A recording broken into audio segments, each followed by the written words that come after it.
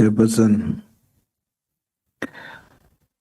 Marcus Aurelius, a Stoic philosopher, he says, the person who clings to falsehoods or refuses to acknowledge error suffers more in the long run than the one who is willing to learn and grow. The blue ticking, the digis actions, those are just distractions. Our goal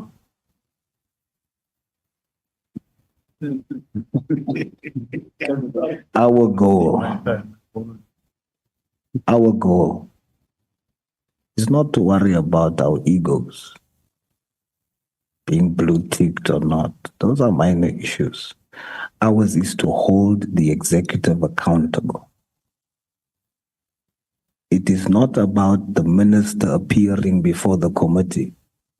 It is about the minister answering South Africans for her actions. Let's keep our eyes on the goal, the process of accountability. Therefore, we'll wait.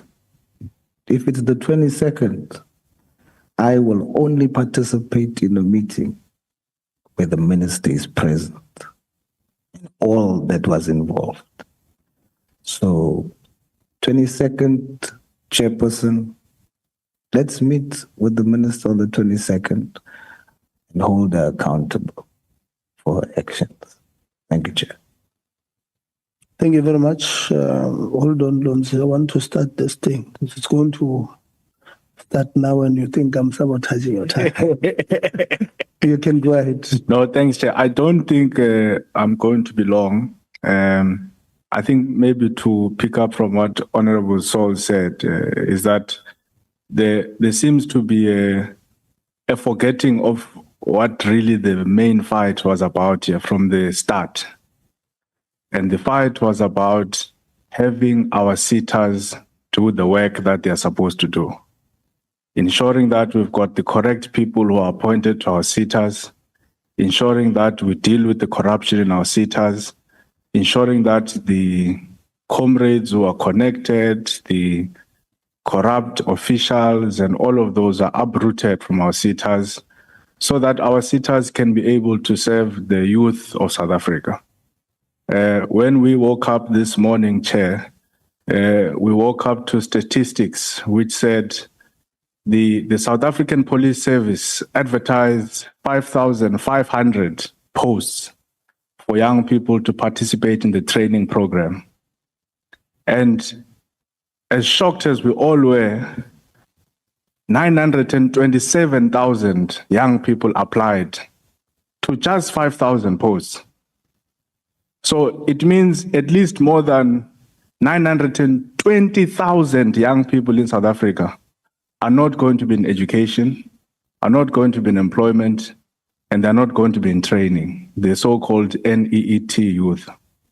Now, that is the gap that the sitters is supposed to fill, because the billions and the millions that our government invests, the budgets that were being debated and are going to be voted on, those monies are supposed to be used to upskill our youth, to train our youth, and to ensure that they are placed in the necessary firms. I mean, we know the corruption that happens. For example, if we look at what happens in the construction sitters, we see how big business is able to take budgets, not necessarily to train young people, but to cut production costs. Because if I'm a construction company and I'm paying a workforce of 200 people, and then I convince or I trick government that I'm going to train 100 young people, I'm cutting costs, because it means now there are going to be 100 laborers who are going to be paid by government under the guise of the sitters. So that is the main cause here. But of course, on the way, we then reach this major stumbling block of a department that is unwilling to take accountability and a ministry that is unwilling to take accountability of that particular work. So I just wanted to remind us, Chair, of where really this fight is coming from. But as I said, I won't be long. On the DG, I think, Chair, the DG must be called to come and explain why he would send out an email cancelling our meeting, because it's a meeting of Parliament. Not even a state president can cancel a meeting of Parliament. If the Speaker of Parliament were to call a meeting and the President, Cyril Ramaphosa, must come to the meeting, as powerful as he is, commanding the South African Defence Force and all of that, not even a state president can cancel a meeting of Parliament. That's why we've got the separation of powers. That's why we've got the judiciary, the executive, and the legislature. It doesn't happen. So for a mere DG to think that he can cancel a meeting of Parliament, I think that he must be called to account, Chair, and we'll give him our comments when he's here. Although very reluctant, I think I'll agree with Honorable Sauls. The 22nd of July is next week, Tuesday. So it's just, if we don't count the weekend, it's just one business day. And then I think let's, if members agree, let's push our meeting to the 22nd so that the minister can be present. Thank you, Chair. Thank you very much. The president is not just the commander of the SNDF, he's the commander of the armed and the disarmed forces, the real CIC. Honorable Low. No, thanks, Chair. I think, Chair, we've been dragging for about 3 months with regard to this issue. Chair, you've omitted me again. No, I've noted you after Honorable Law. Sorry, Honorable Law. Let me start your time. What? Somebody disrupting me. Okay, Chair. As I was saying, Chair, while you are dealing with the time issue, let me... Chair, first and foremost, we would have requested that the minister must finish us with minutes, reports, and everything for us to could have convened this meeting, which we did not receive as a portfolio committee. Secondly, Chair, without even to want to fall into a trap where I'll be told we did not answer the questions. First and foremost, I want to echo the same sentiments that the minister must be sent straight right forward all the evidence to the Ethics Committee to deal with the matter without even to hesitate. Because we've been dragging, we've written letters, we've taken all the steps as the committee, and I think the Parliament give us the obligation to refer such a matter to the Ethics Committee so that we can be able to deal with the behavior and the ethical conduct that we have observed as the members of Parliament. 1. 2, I want us to agree that for those that been critiquing us, there must be someone in this Parliament so that they are able to come and reply and respond to issues. And 3, I want us to afford the panelists who are here today an opportunity to respond to our questions so that as we compile our report, referring it to Ethics Committee with regard to what we have, it becomes solid. And then as we are going to summon the 3 panelist members who are able to get a solid report that gives directive as to what we want to attain. We can't forever drag the matter at the expense of the students who are suffering, not getting their allowances. We have seen lately now, NSFAS has released a statement to say they want to verify the private providers as to are they going to be paid or what. And yet our female students are yet to pay to their bodies because they have been abused, because they don't have the means to pay for what is expected from them. So for those who do not come to the DG, because I know Ethics Committee to its act, for those who are come to Parliament can be also drawn to the committee. So it is quite important that we summon the DG, we summoned the DG Rulani, we summoned Solani to come and account here and strictly refer the matter of the minister to Ethics Committee. Because I can tell you, Chair, by the time we are going to even call the minister on the 22nd, we might have another issue that the minister might not be able to appear to Parliament. Now, fair enough, for progress sake for this Parliament, I want to recommend that we take the Minister to Ethics Committee together with the DG, because the DG is accountable to Parliament, and then we proceed with the meeting where we are going to have to ask the questions as to was there a process, because we have read letters, we receive letters, and it's only important if we get clarity on a record purpose so that we are able to assist Parliament. So I don't want to wish to waste time. Those are my proposal to the committee, and I would wish that we proceed with the panelists who are here to clarify. Thanks, Chair.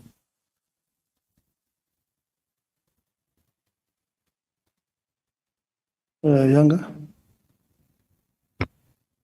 Thanks, Chair. You really don't need to time me. I will be very short. But I think I will concur with the speaker that just landed. We must at least give the panelists that are here time to present their side of the story. Even though, Chair, it's very time consuming because thinking about it, we will have first round and second half of this one meeting that we are supposed to sit. When we speak of the DG's case, I think DG ngumuntu nje talented. He's a stronghold of being. I always think the DG is the security guy. Wherever the minister is, the DG is there. So I thought maybe he was a VIP protection of some sort. Now he has powers to stop our meeting. I think he's a very talented guy. If you ask why are you always following the minister, it's because he supports the minister. But when the minister is seated there, can't respond, he's not there to support. So we must summon the DG and he must give clarity why did he send the communique that he sent to this person that we called in this house. And thirdly, Chair, the meeting on Tuesday can sit only if the minister is here. I think maybe we will need to escalate this issue once and for all. The minister must come and account so that we end this business. We can't be running around discussing this issue for the whole year, whereas we have real issues out there that we need to respond to. There was a case that I was reading, Chairperson, that was sent to the committee by a student of UNIS. There are many that we need to deal with, and we have to deal with one problem that needs to be accounted for by one person who just does not want to come and answer. Maybe, Chair, with the powers invested in you, you must make sure that Tuesday she must come and her people, they must come and account, see Valele topic, so that we start with the new term, with new things, because this thing here has gone long, way too long. And you know, when you are following Karabo, you just know that, Honorable Karabo, that this thing here must be closed. We are tired. We are really tired. But to DG, and if one, he can stop following the minister and do his work, and two, and stop being a member of parliament. He has never been elected by any voters of South Africa, so he has no obligation to intervene on how we run our meetings. And the minister must not do it also, because we are seeing now she's trying to guide on how and when to sit the meeting. It must not be allowed by this committee or by anyone in this manner. Thank you, Chair.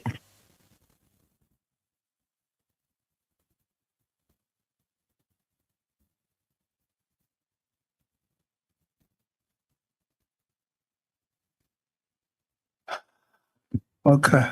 Thank you very much, colleagues.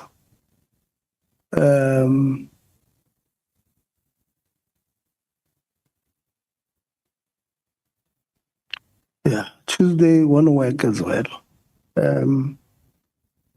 Because plenary is starting at 10. We just checked now.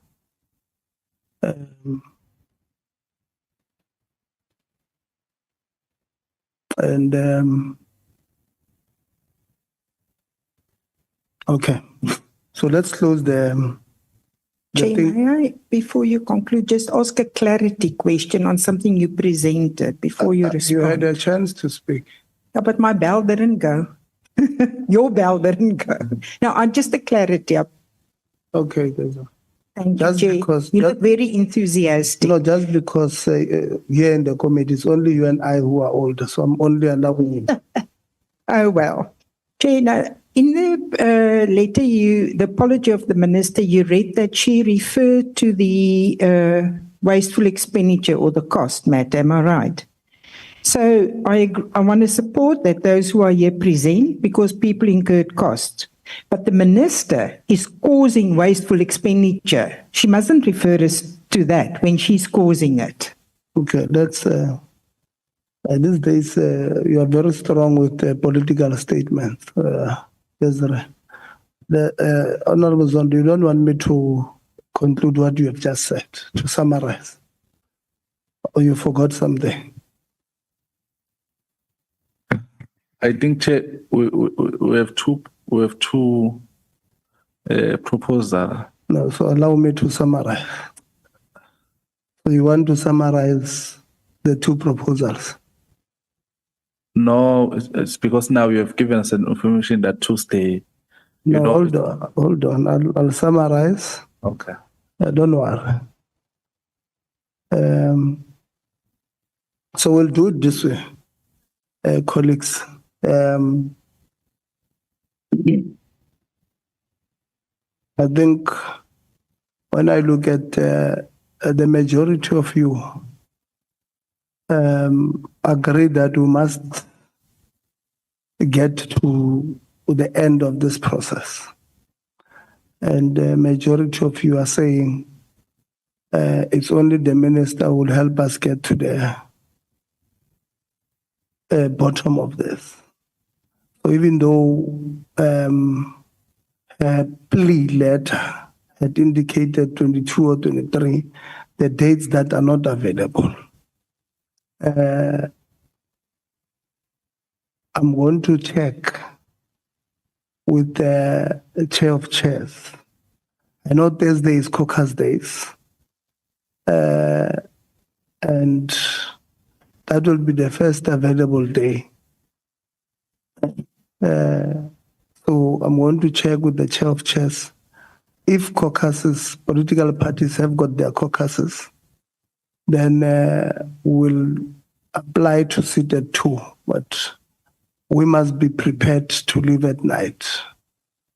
It might be earlier because we'll be done with the 2 panelists. We'll not request them to come back. So majority of you are saying we must bring her back. So the first, so it means from here I must speak to her before I apply. The Thursday or Friday.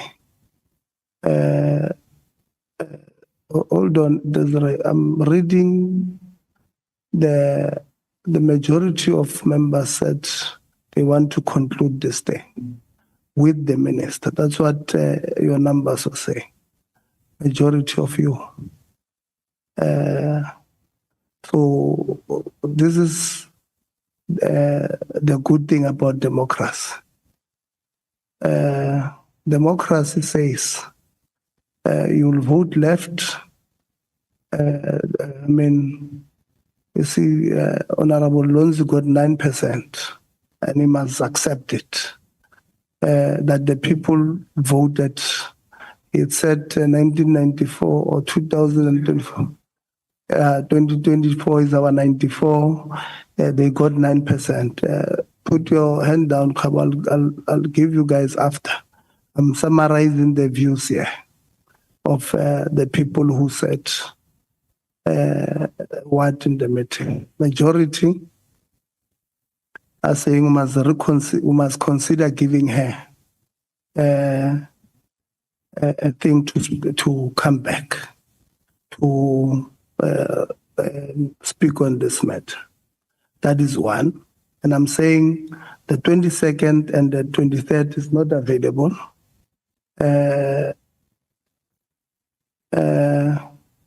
We will apply for Thursday, but Thursday is normally a caucus in the morning. I know we don't have a sitting in the afternoon.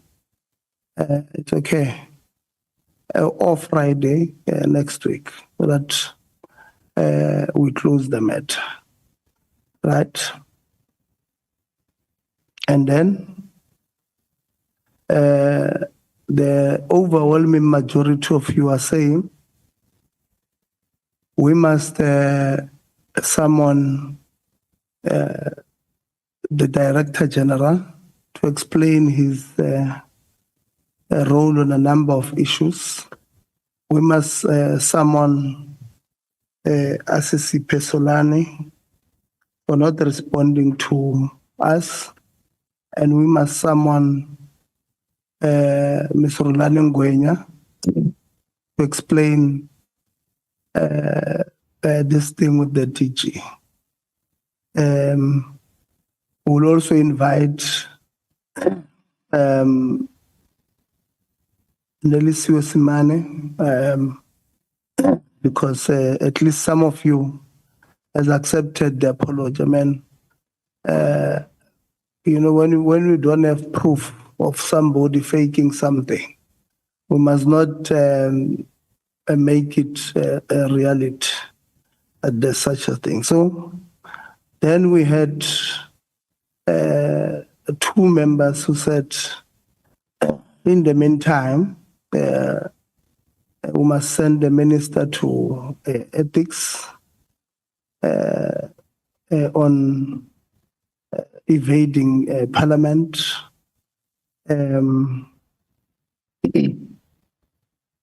If we're agreeing that we're bringing the minister to come before the committee, I don't think it will be wise to take it to ethics on evading. And I agree with members that minister, we must have a strong word with the minister that she can't tell us how to or when to have our meetings. We communicated this meeting with the minister last week, Thursday, on the 10th. And she only responded after we're reminding them on Tuesday that she may not be available. We did not agree with that apology. And she sent a message later, yesterday, just at the close of business yesterday. So I do agree with the members who are saying we can't have telling us how to run our meetings.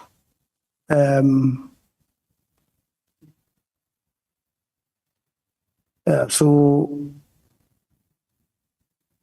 a majority of you, I mean, including, I can count you who said we must give it a second chance.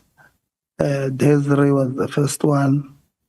Kize, Zondo, Ngubane, Sauls, Honorable Lonzi,